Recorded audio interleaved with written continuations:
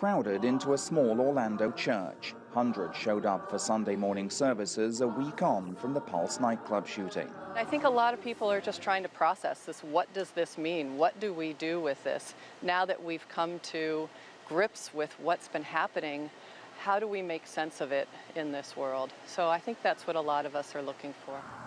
As Orlando residents reflect on the massacre, funerals continue to be held across the city, some in a cemetery just a few blocks from this church. A week on from the tragedy at the Pulse nightclub, emotions are still raw here in Orlando, and religious leaders say part of their job is to help people move on. We may never be the same, but we will heal. Reverend Kathy Schmidt says her church has close ties to Orlando's gay community. She says as people come to terms with the tragedy, her congregation's attention is increasingly turning to solutions. We have to continue to work to mitigate the factors that have caused this tragedy.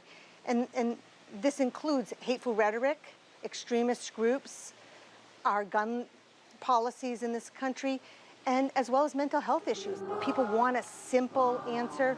It's many things, and each of us will have a different piece to play. I hear your voice. Across town, the Discovery Church, which greets some 3,000 worshippers a week, is just a short distance from the Pulse nightclub. The church says as the world moves on, many who were directly involved in the tragedy are still reeling. When you think of the law enforcement, when you think of the medical teams, when you think of the businesses, local businesses that have been shut down, the friends, the families, I mean, the ripple effect of this act runs so deep. Meanwhile, the makeshift memorial for the victims of the shooting continues to attract mourners, including Sabrina Ash and her grandson.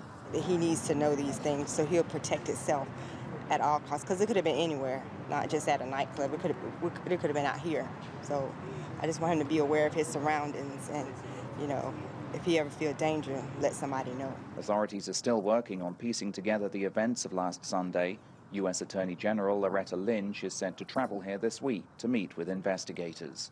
Steve Mort, CCTV, Orlando.